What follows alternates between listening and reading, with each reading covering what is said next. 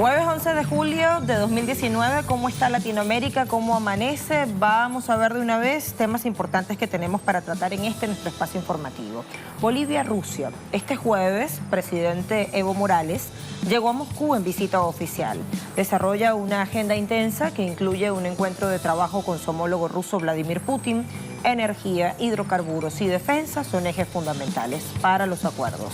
¿Qué lectura debemos darle? Bolivia en vanguardia en el tablero geopolítico, interés de Rusia en América Latina, multipolaridad emergente, alianza versus tensiones, es decir, cómo crecen las alianzas frente a otras disputas que están en desarrollo. Eso tiene que ver con nuestro primer tema. El segundo nos llevará a Colombia. El Consejo de Seguridad de Naciones Unidas inicia este jueves y hasta el 14 de julio visita oficial a este país para comprobar objetivos de las fases de implementación del acuerdo de paz y evaluar la misión que ha cumplido Naciones Unidas en el terreno. ¿Qué encontrará el Consejo de Seguridad de ONU? Cumplimiento parcial del acuerdo, incumplimiento absoluto, asesinatos sistemáticos. En este caso, solo 3 opciones disponibles. Participe, decántese en cada pregunta por la que más. Haga parte de nuestro espacio, cuentas en Twitter, @telesuragenda_A. Desde allí estamos publicando en nuestra cuenta matriz estas preguntas, más información y retuiteamos desde @telesurtv y @luciatelesur. Síganos también, comenzamos, hay otros temas para tratar. El presidente de Bolivia, Evo Morales, llegó este jueves a Rusia para realizar una visita de trabajo que permitirá fortalecer la cooperación bilateral. Durante su estadía, el mandatario discutirá junto a su homólogo ruso, Vladimir Putin, aspectos fundamentales como el fortalecimiento diplomático y comercial a través de la ejecución de proyectos conjuntos, así como temas internacionales y regionales que son clave en la actualidad. Y ahora, vienen acá a hacer muchos acuerdos, algunos acuerdos donde tengo mucho respeto al pueblo de Rusia, a su presidente, a su gobierno. Respeta el multilateralismo, defiende el derecho internacional. Y tenemos algunos proyectos, por ejemplo, el tema de la industrialización de litio. La agenda en Rusia también incluye la mejora de los negocios que existen entre empresas de ese país y de Bolivia, particularmente con las compañías Gazprom y Acrom. Hoy en Agenda Abierta analizaremos el avance de las relaciones entre ambas naciones, así como su impacto en la región.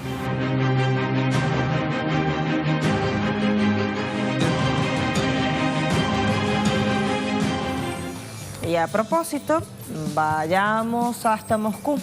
Se desarrolla ya el encuentro previsto entre el presidente visitante, Evo Morales Ayma, y su anfitrión, Vladimir Putin. Allí están en esta visita oficial que desarrolla el presidente boliviano junto a los medios de comunicación, como estaba previsto en esta jornada. Unas 11 horas aproximadamente en total cumplirá el presidente Evo Morales Ayma en territorio ruso para el fortalecimiento de esta alianza bilateral, una visita que estaba prevista, que estaba marcada en la hoja de ruta desde el último encuentro que sostuvieron estos dos presidentes. Sería el tercer encuentro que mantienen los dos mandatarios, primero en 2017, luego en 2018 y ahora en julio de 2019. Temas importantes, como referíamos al comienzo de la agenda: hidrocarburos, energía, defensivo y militar. En esos ámbitos se inscribirán los tratados o los acuerdos que posiblemente rubricarán estos dos mandatarios junto a sus respectivas delegaciones. Allí imágenes en vivo que a esta hora nos llegan a nuestra agenda abierta a propósito de lo que está ocurriendo, y allí declaran los presidentes. Bueno, vamos a ir a Sputnik, agencia informativa y de opinión rusa. Morales, investido doctor honoris causa por Universidad Rusa de Amistad de Pueblos. El rector interino de esta casa de estudios, Evgeny Chesniak, aseguraba que la decisión fue tomada de manera unánime y es un símbolo de reconocimiento por todos los logros que ha alcanzado el presidente Evo Morales en su país, en la región y más allá de las fronteras. Indicó que esta acción es la continuación natural del desarrollo de una cooperación que se da en distintos ámbitos y que es trascendental en estos tiempos. En el caso del presidente Evo Morales se mostraba sorprendido por el reconocimiento y destacaba que durante el ejercicio de su presidencia Bolivia ha liderado durante 6 años consecutivos el crecimiento económico con equidad en la región, es decir, en nuestra Suramérica. Bueno, allí lo que informa, entre otras cosas, esta agencia informativa. Me voy a otra, a Prensa Latina, que titula Rusia y Bolivia ratifican cooperación energética y de tecnología. El presidente ruso Vladimir Putin y su homólogo boliviano Evo Morales Ayma han ratificado este jueves la voluntad conjunta de profundizar la asociación estratégica y la cooperación, sobre todo en la esfera energética. En un encuentro que se ha desarrollado en el Gran Palacio del Kremlin, Putin destacaba que en los últimos años se mantuvo el avance de la colaboración económica con un crecimiento de 2,5 puntos porcentuales del intercambio comercial en lo que va de este 2019. El mandatario boliviano subrayaba la importancia de Rusia como inspiración para quienes en el mundo defienden el modelo multipolar, la soberanía de los estados, el derecho internacional y la libre autodeterminación de los pueblos como principio básico contenido allí en el derecho público. Bueno, veamos algunos datos que nos hacen poner en contexto la situación boliviana y mirar entonces si es o no vanguardia en el tablero geopolítico internacional. Igual lo vamos a consultar a nuestra analista, en este caso una dama. Avances económicos: en 2006 la economía creció 4 veces y el PIB per cápita pasó de $1.010 a $3.862 anuales.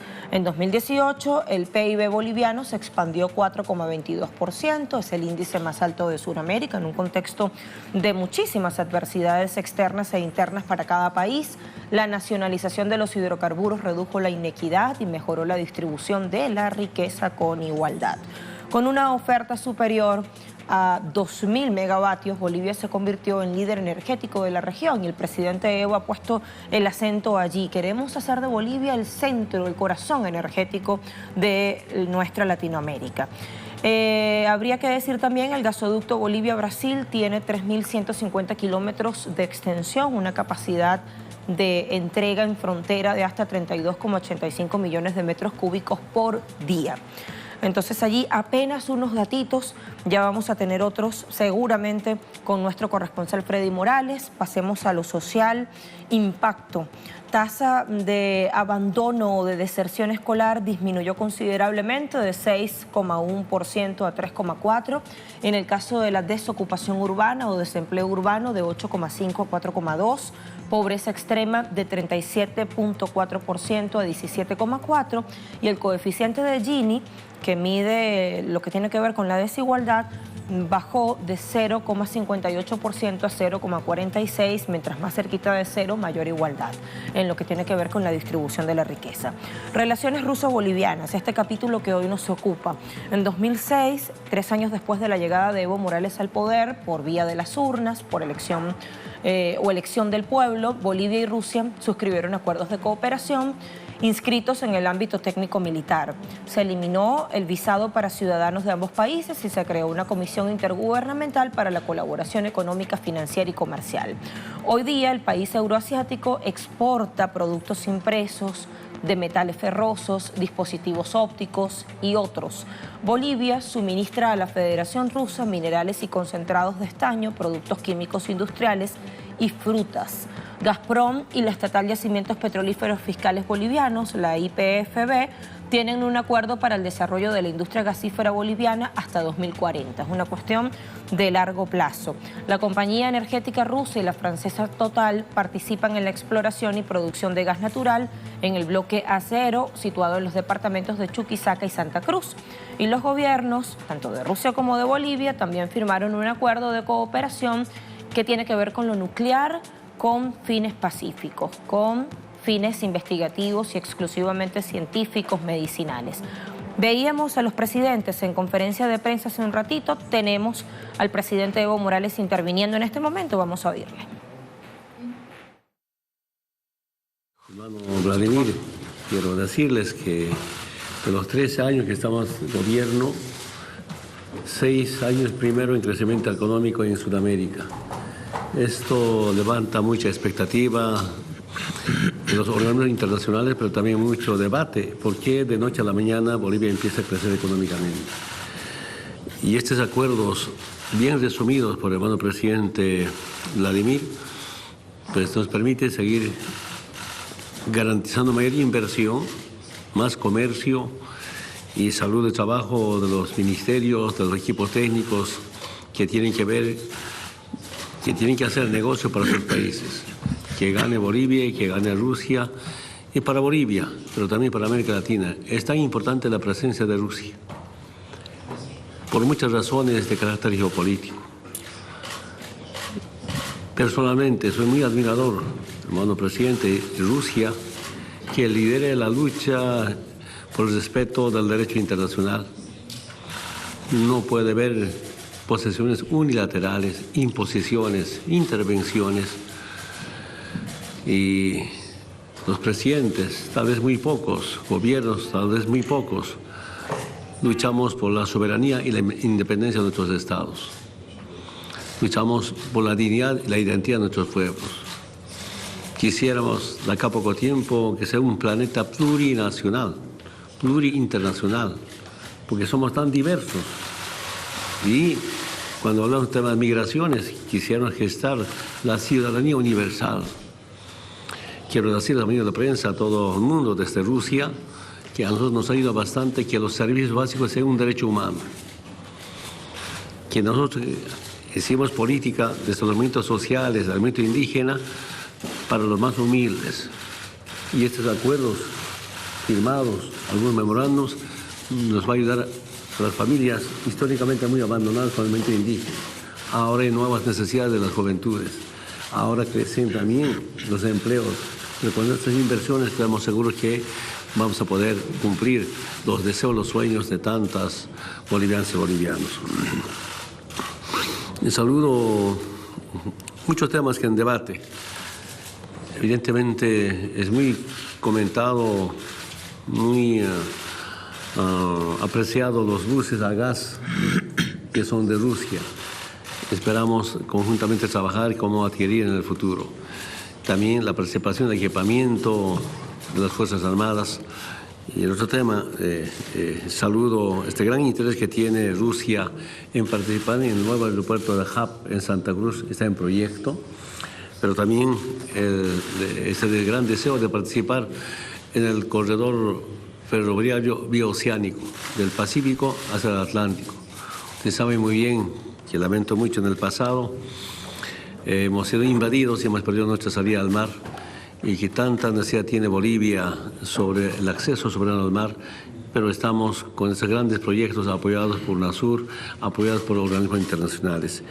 Finalmente, hermano presidente, nuevamente es una enorme alegría, una gran satisfacción estar con usted, firmar estos acuerdos para bien de nuestros pueblos, especialmente los pueblos que necesitan de grandes países desarrollados industrialmente como Rusia. Muchas gracias.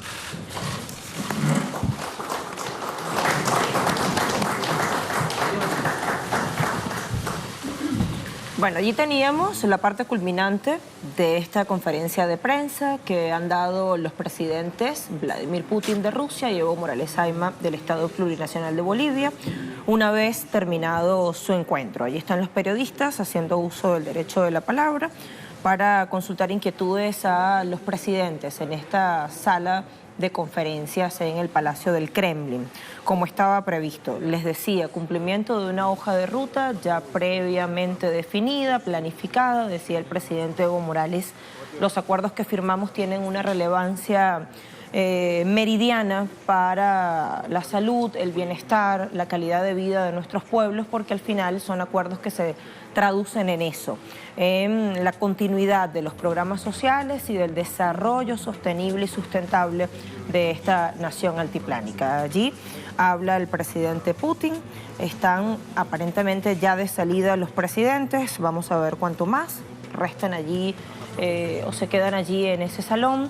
Decíamos al principio que el presidente Evo Morales, antes de este encuentro, recibió una condecoración de la Universidad de Amistad de los Pueblos.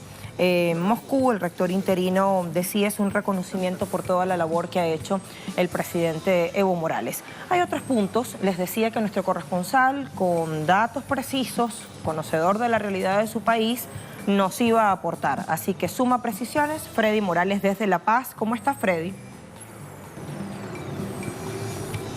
Buenos días.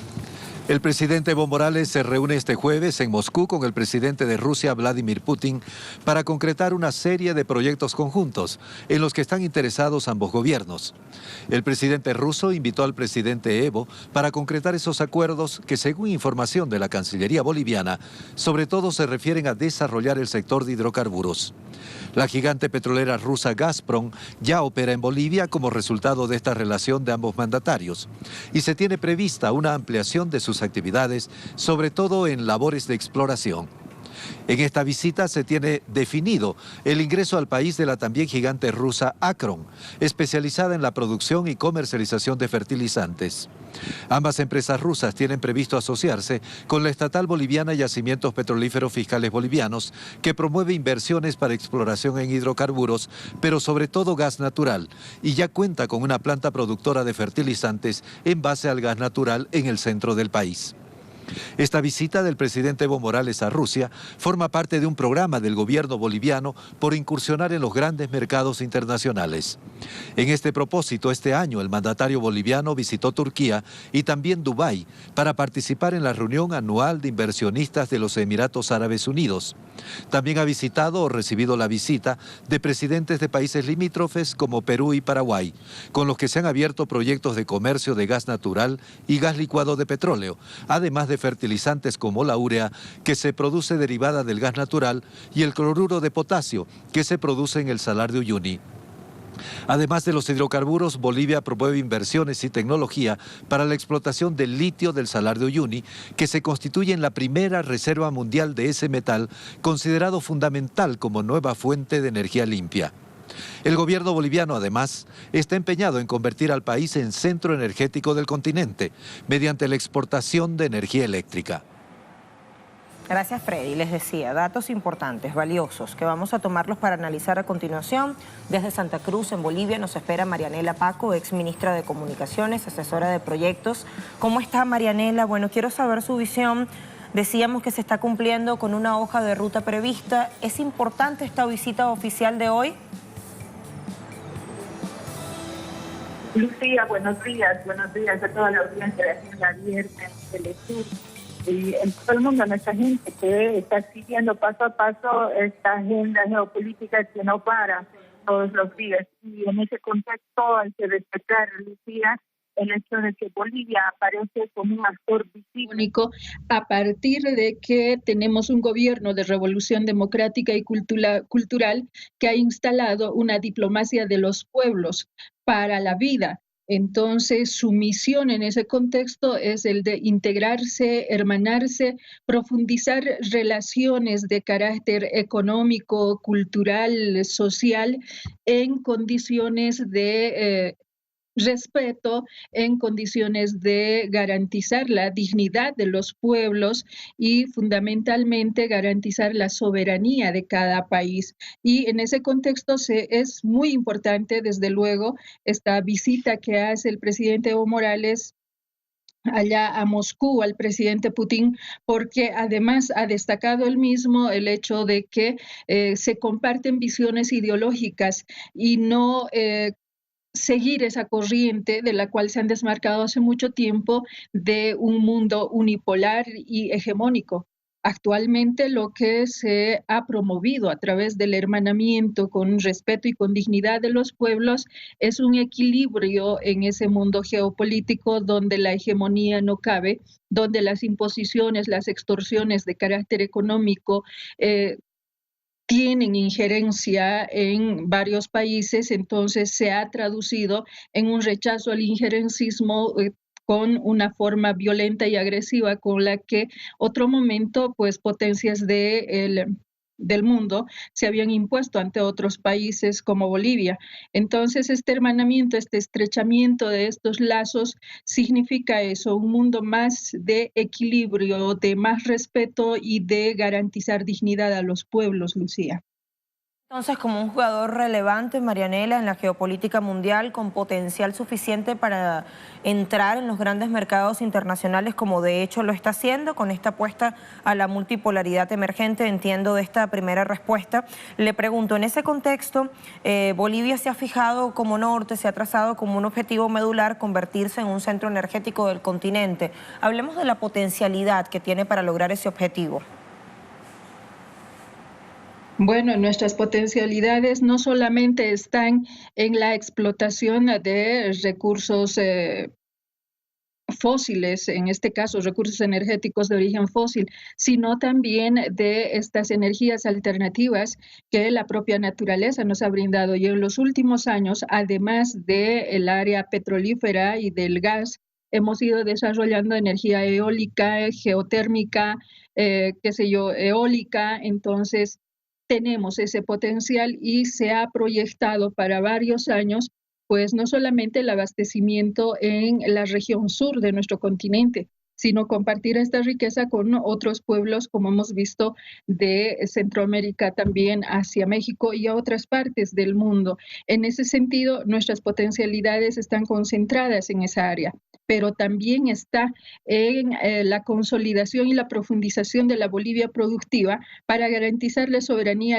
alimentaria dentro del pueblo boliviano y generar el excedente para con nuestros países vecinos. Y en ello, por ejemplo, en términos geopolíticos, China se ha convertido en un socio comercial muy importante y en este caso, para nutrir el área agropecuaria, pues estamos hablando de esta relación estratégica en cuanto a la producción de urea, por ejemplo, ¿no? Entonces, tenemos varios elementos de esa naturaleza que no solamente han consolidado la estabilidad económica de nuestro país, sino también proyectarse, abrirse a otros mercados, pero con estos principios básicos de soberanía y de garantizarle la dignidad a nuestros pueblos, ¿no? Marianela, Freddy Morales, nuestro corresponsal en La Paz, Bolivia, nos recordaba que recientemente se daban sendas reuniones de trabajo con los presidentes de Perú y Paraguay, justamente para conformar esas relaciones que usted nos está diciendo, con respeto, con igualdad, con soberanía, y también para hacer de Bolivia un polo de desarrollo fundamental, pero en equilibrio con naciones vecinas. Quisiera también su comentario al respecto.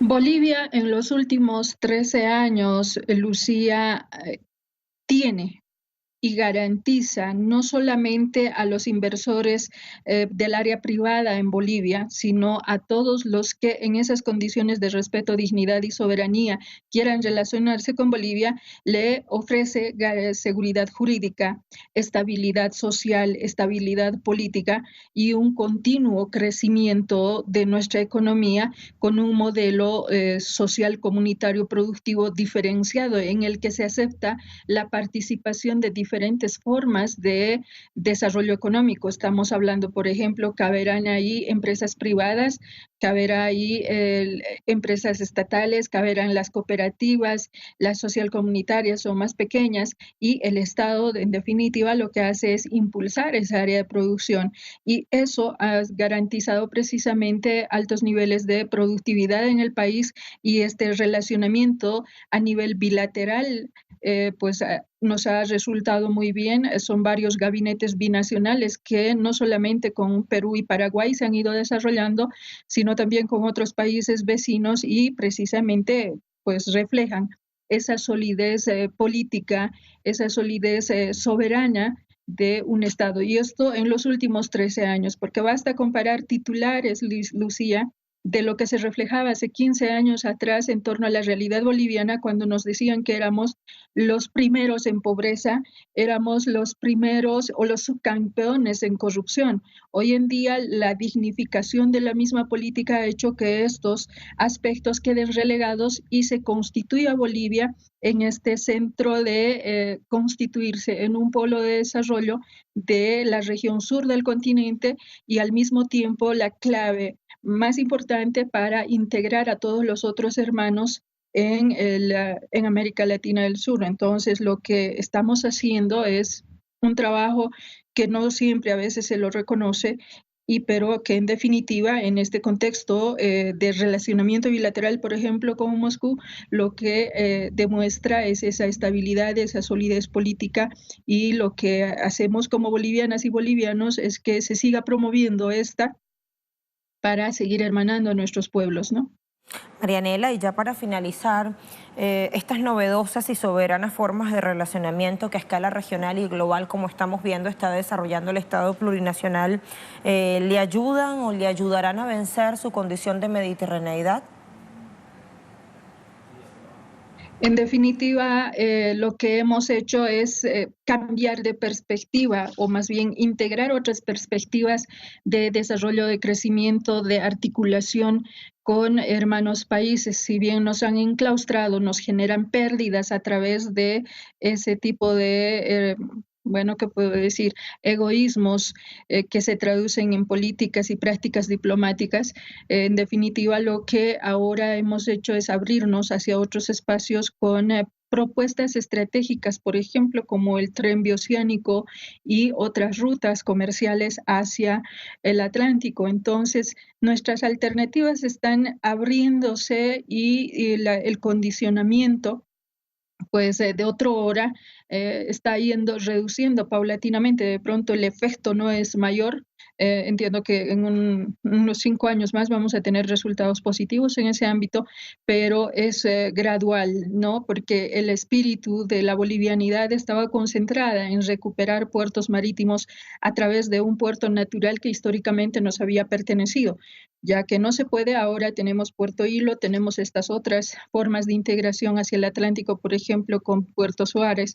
Entonces, tenemos estas otras expectativas también que están en pleno desarrollo y que han de tener mejores resultados, y ojalá hacer que Bolivia sea un centro donde los otros pueblos, otros gobiernos, otros estados apuesten para compartir su tecnología, para compartir la producción y hacer que crezcan nuestros pueblos de forma más equilibrada, entendiendo que la geopolítica de hoy ya no es de la imposición. No hay pueblos que acepten imposiciones, que acepten extorsiones, sino más bien fundan a nivel de hermanamiento en una relación de mayor equilibrio y de respeto, de soberanía y dignidad en cada uno de los países. Muchísimas gracias, Marianela, por haber concedido este tiempo a nuestra audiencia. Lucía, a ti la agradecida y a todo Telesur, un abrazo. Un abrazo de vuelta. Allí teníamos las consideraciones de Marianela Paco, exministra de Comunicaciones y asesora de proyectos del Estado Plurinacional de Bolivia, conectado con nosotros desde Santa Cruz. Leo nuevamente nuestro enunciado en Twitter para su participación y aprovecho entonces para poner en actualidad a quien se conecta a esta hora. Bolivia-Rusia, este jueves presidente Evo Morales llegó a Moscú en visita oficial, desarrolla una intensa agenda que incluye un encuentro de trabajo con su homólogo ruso Vladimir Putin. Energía, hidrocarburos y defensa son 3 ejes fundamentales. ¿Qué lectura debemos darle? Ahí teníamos ya la precisión que nos daba Marianela, quiero saberla de nuestra audiencia. Bolívar en vanguardia en la nueva geopolítica mundial. 30% se decanta por esta opción, allí está la mayoría. Interés de Rusia en América Latina, 21%, la multipolaridad emergente y estas nuevas formas de relacionarse en equilibrio y con soberanía, 29%, alianzas versus tensiones, por esta última, 20% se decanta. Bueno, allí lo teníamos, Bolivia que mantiene la apuesta regional, sus lazos con países importantes como Cuba y Venezuela, con gobiernos de izquierda, y cómo está apostando a la multipolaridad emergente, asociándose, tratando de ser un ser, como nos decía Freddy Morales y también nuestra invitada Marianela Paco, un jugador relevante en el tablero geopolítico internacional, y vaya que tiene con qué. Bueno, vamos a hacer una pausa, cerramos este tema, pequeñísima la pausa y ya estamos de vuelta con más.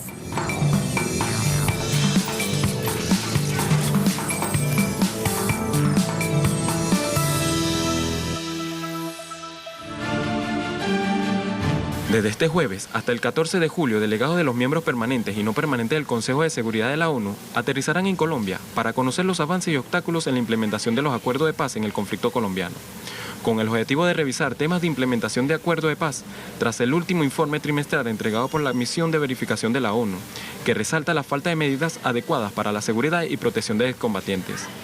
Se prevé para este viernes una reunión entre la comisión del organismo multilateral con el gobierno del presidente Iván Duque, quien es acusado por entorpecer el acuerdo de paz. Posteriormente, con entidades nacidas del proceso de paz, como la Comisión de la Verdad Unida para la Búsqueda de Personas Desaparecidas, congresistas de la Comisión de Paz, miembros del partido FARC, organizaciones no gubernamentales, exguerrilleros de la FARC-EP y víctimas del conflicto, quienes han denunciado un plan premeditado y sistemático que ha cobrado la vida de más de 700 luchadores sociales y más de 100 desmovilizados.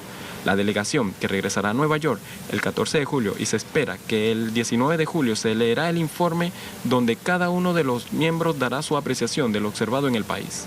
Hoy, en Agenda Abierta, haremos un seguimiento del conflicto armado colombiano y cuál será la estrategia del presidente Iván Duque para justificar la ausencia del Estado ante su deber como garante del derecho a la vida y la paz de todos los colombianos, víctimas de un conflicto que cumple más de 6 décadas.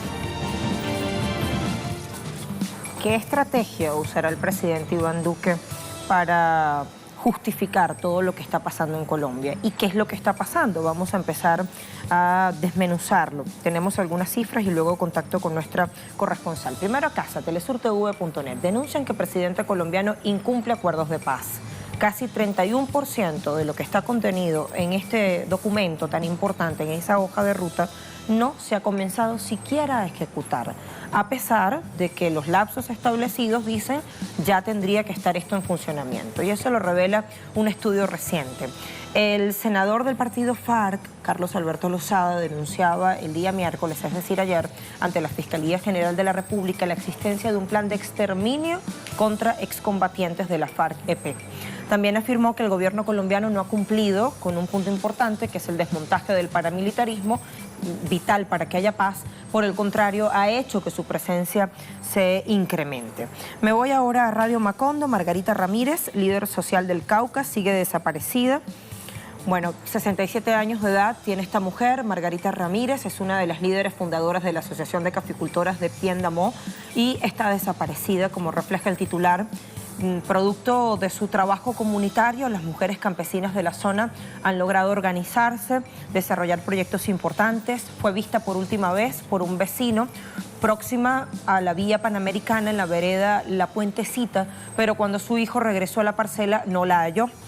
Las mujeres caficultoras de Piendamó y allegados aseguran que Margarita es una mujer respetada, apreciada por la comunidad y hasta la fecha no se conocían amenazas en su contra. Habrá que ver el desenlace de este caso, realmente cuáles fueron las causas de la desaparición de Margarita Ramírez. Bueno, datos relevantes que están contenidos en el último informe trimestral que entregó la Misión de Verificación de Naciones Unidas. Se resalta allí preocupación por la seguridad y protección de los excombatientes que tienen que ir reincorporándose a la vida socioproductiva y política nacional. 123 asesinados, 10 desaparecidos, 17 han sido víctimas de atentados. De los autores materiales, 68 están identificados, 36 han sido aprehendidos. De los autores intelectuales, 50 no están identificados, 8 han sido capturados. Están exigiendo al gobierno de Iván Duque 4 puntos principales para comenzar: protección a los desmovilizados, integración de exguerrilleros a las actividades socioproductivas del país, protección de su familia y derecho al libre tránsito. Bueno, otros detalles vamos a tener de la mano de Tatiana Portela, nuestra corresponsal desde Bogotá. Tatiana, ¿cómo está? Buen día. Un saludo muy especial para usted y para todos nuestros televidentes. Pues bien, desde hoy hasta el próximo 14 de julio llegarán delegados de la Comisión o del Consejo de Naciones Unidas aquí a Colombia por primera vez para poder verificar cómo se encuentra el estado de implementación de los acuerdos de paz.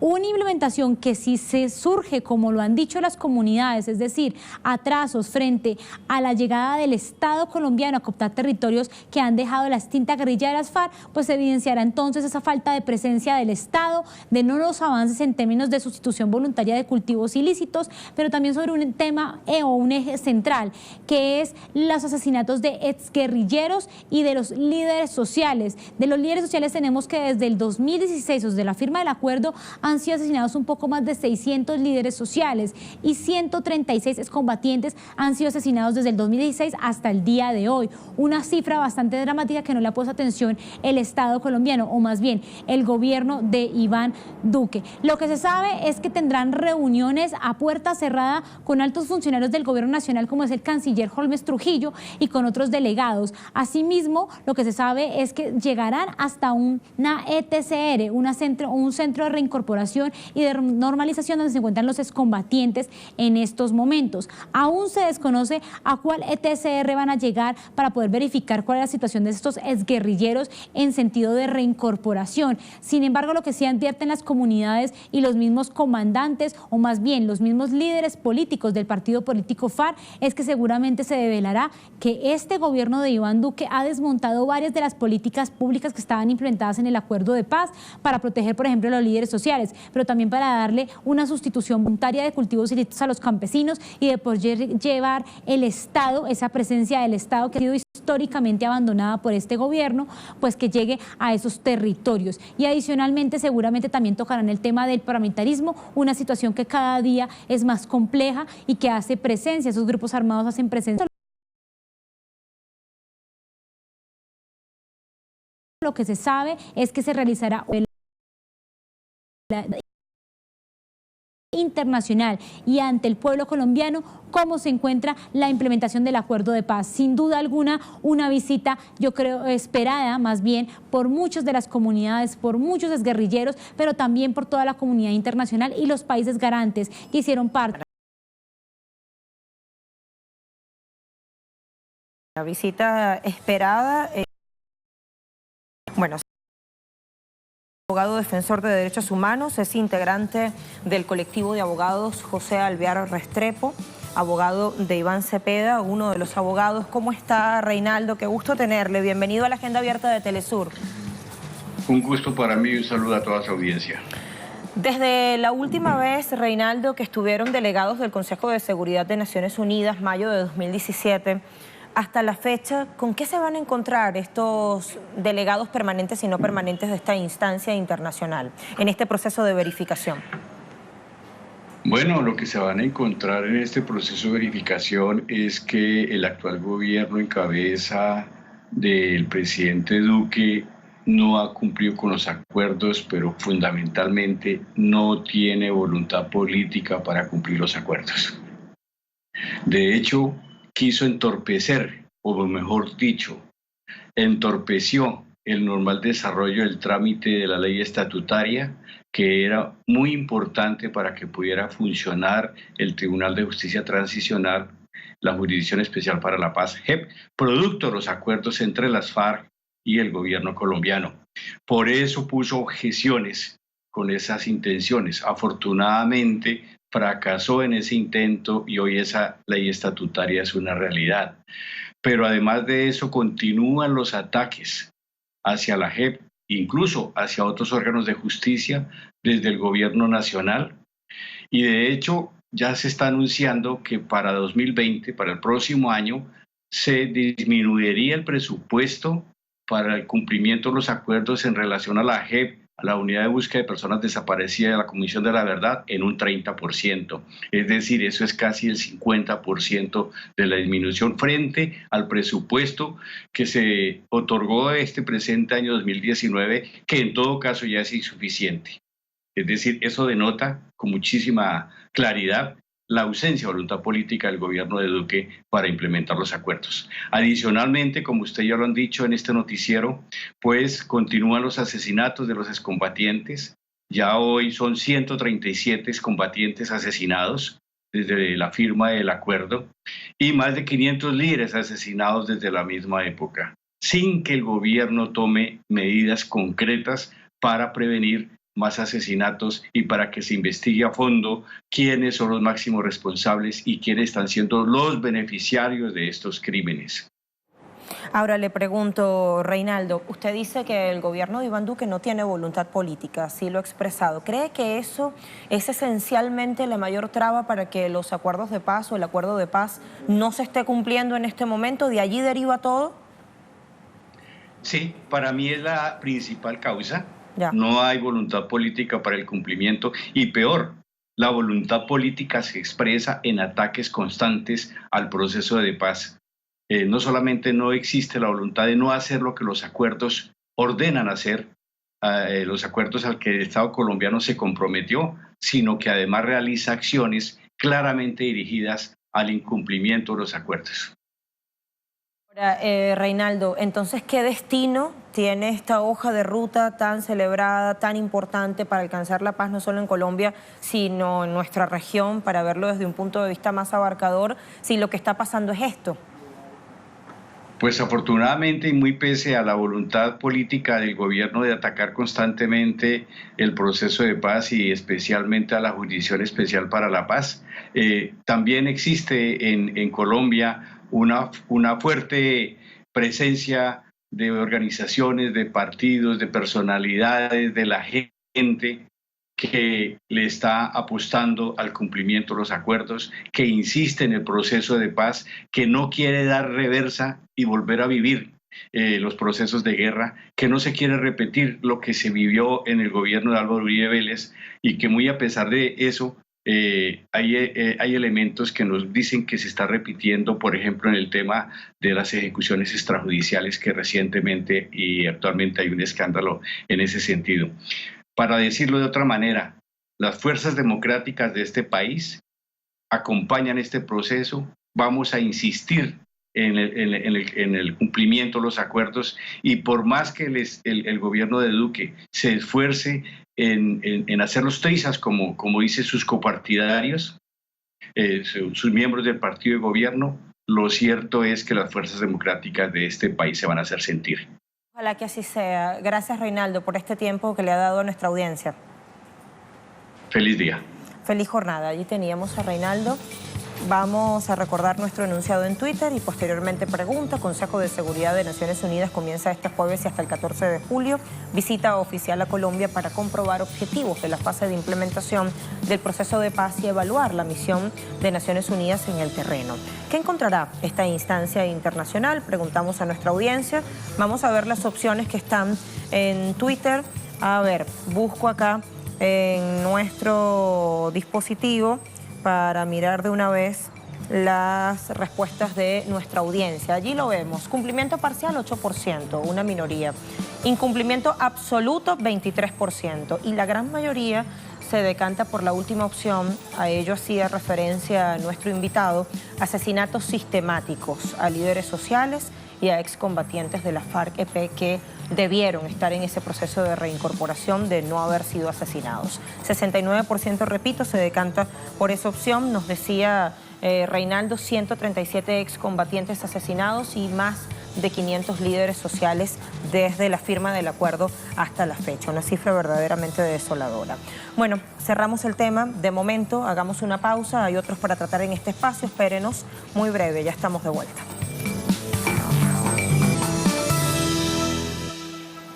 Estamos de vuelta con nuestra agenda abierta y les decía, hay otros asuntos para abordar. El primero de ellos tiene que ver con Grecia. Una tormenta de granizo ocasionó 6 muertos y 30 heridos en plena temporada turística. Este tornado se registró en la zona norte del país, quedó completamente devastada, cerca de Tesalónica, la segunda mayor ciudad de esta nación. 6 turistas extranjeros murieron, al menos 23 personas resultaron heridas tras este tornado que asoló la noche del día miércoles la región de Calcídica. Esto lo dieron a conocer miembros del Servicio de Protección Civil. Indicaron que los turistas fallecidos son 2 rumanos, 2 rusos y 2 checos, entre ellos 2 niños, lamentablemente. Bueno, así las cosas. Vamos ahora a hablar de Venezuela. Leonel Retamal, nuestro corresponsal, nos cuenta a esta hora cómo avanza ese proceso de diálogo que se ha desarrollado en estos días en la isla de Barbados. Hola, Leonel. Hola, Lucía, ¿qué tal? Muy buenos días y también a toda nuestra audiencia. La última noticia que pudimos conocer respecto a este proceso de diálogo la entregó anoche, alrededor de las 10 de la noche, hora venezolana, el ministro de Comunicación, Jorge Rodríguez. Él señaló a través de un tuit que había concluido la ronda de negociaciones, de conversaciones en Barbados con el establecimiento de una mesa permanente por el diálogo y la paz. A su vez agradeció las gestiones y la buena voluntad de la primer ministra de Barbados, Mia Mottley, y con esto se da por cerrado por lo menos esta etapa de las negociaciones. Recordemos que esto comenzó en el mes de mayo, cuando por intermedio del gobierno de Noruega se reunieron estas partes involucradas en Oslo, 2 reuniones previas a esta última ronda que conocimos en Barbados. Los días previos el presidente de Venezuela había informado ya a través de un comunicado y luego en una rueda de prensa que se discute una agenda de 6 puntos que tiene por delante diversos temas de preocupación nacional, cuyo objetivo es lograr la estabilidad política y un escenario de paz permanente y de entendimiento, de diálogo aquí en Venezuela. Esperamos para el día algunos pronunciamientos respecto a lo que, si es posible, entendemos que el hermetismo de estas reuniones ha sido característico y seguramente esperamos conocer algunos detalles de qué viene para adelante, comentarios seguramente de la oposición, también en palabras seguramente de Juan Guaidó, el diputado de la Asamblea Nacional, y también algunas alocuciones del gobierno. Por el momento se da por concluida esta ronda de negociaciones en Barbados. Lucía. Gracias, Leonel, por todos los detalles. Esperemos entonces qué va a pasar de aquí en más. Hasta pronto. Despido a nuestro corresponsal en Caracas, Venezuela, y ahora nos vamos a la República Árabe Siria. Nos espera Hisham Wanous, nuestro corresponsal en Damasco, para contarnos sobre este hecho. Francia y Reino Unido, sus gobiernos respectivos, se suman a Estados Unidos enviando soldados a este país árabe. Queremos más detalles. Hisham, cuéntanos. Buenos días, colegas. Saludos, amables televidentes. Efectivamente, informaciones difundidas en el diario Foreign Policy o Política Exterior estadounidense informa que, citando a una fuente de la administración estadounidense cercana a las negociaciones entre Washington y sus aliados de Francia y Reino Unido para el despliegue de tropas militares en territorio de Siria, que Washington ha alcanzado un acuerdo con Londres y París para el despliegue de tropas adicionales de ambos países para sustituir a las tropas norteamericanas que pretenden retirar del territorio de Siria. Este acuerdo, según esta fuente, realmente estipula que Londres y París pretenden aumentar el número de sus tropas en Siria en un porcentaje del 10 al 15%. Es decir, que cada país podría desplegar en Siria entre 200 y 400 soldados adicionales después de que Estados Unidos pretende retirar la mayoría de sus efectivos, que suman 2.000 soldados en territorio de Siria, y preservar desplegado en el territorio del país árabe alrededor de 200 soldados. Cuestión que, según esta fuente, no es suficiente realmente para sustituir el vacío que van a dejar las tropas norteamericanas. Y esta fuente también ha calificado de decepcionante las negociaciones, porque únicamente, además de Francia y Reino Unido, también algunos aliados de países bálticos y balcanos podrían enviar pequeñas cantidades de tropas militares, en tiempo que Alemania ha rechazado enviar más soldados a Siria. Estas informaciones también no podrían ser publicadas, lo más probable,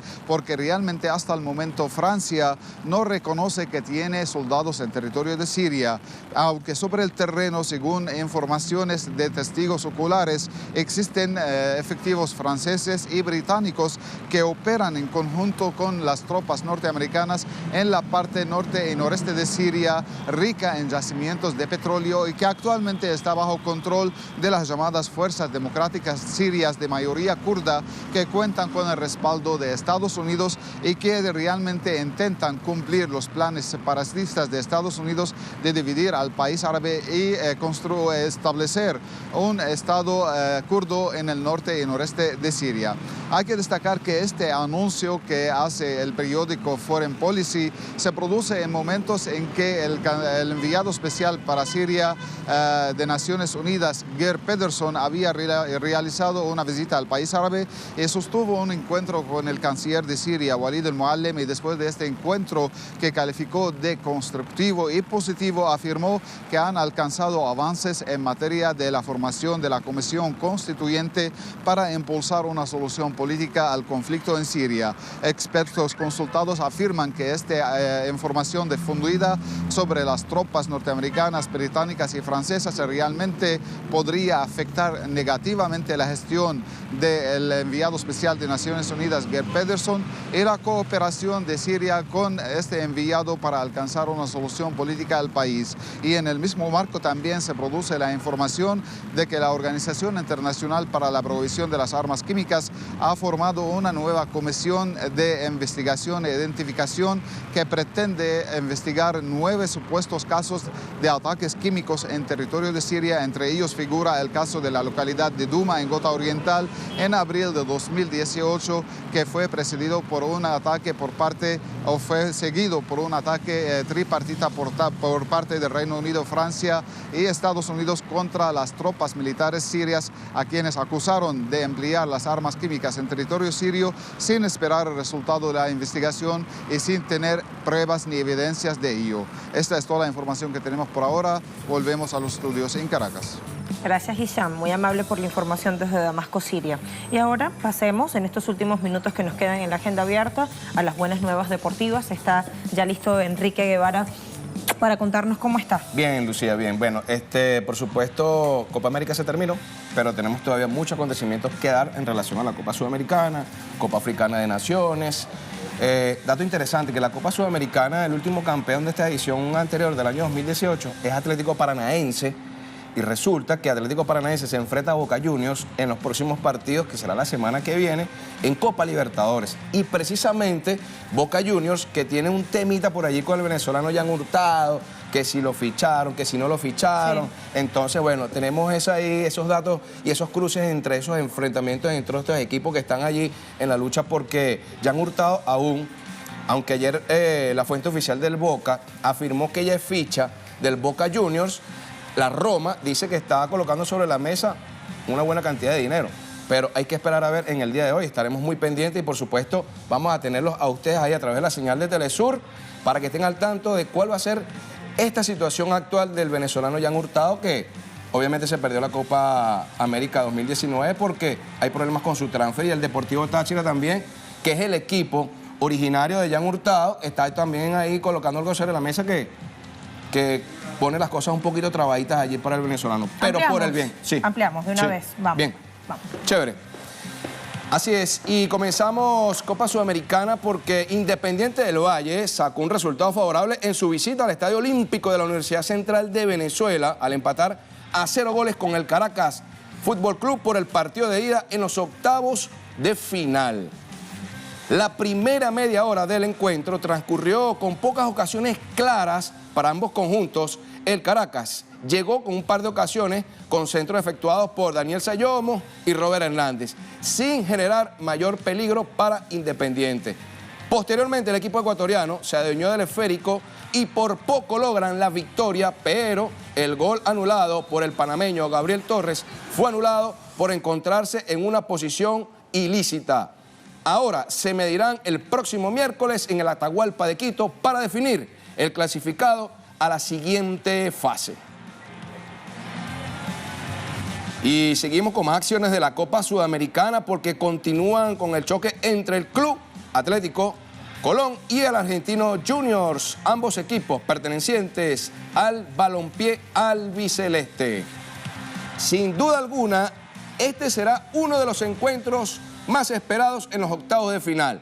Argentino Juniors, dirigido por Diego Dabove, viene de eliminar al Deportes Tolima de Colombia con la solitaria anotación de Carlos Quintana en el partido de ida, mientras que Colón pasó por encima del River Plate uruguayo con empate a 0 en el partido de ida y una contundente victoria de 3-1 en la vuelta disputada sobre el césped del Estadio Brigadier Estanislao López, ubicado en la ciudad de Santa Fe.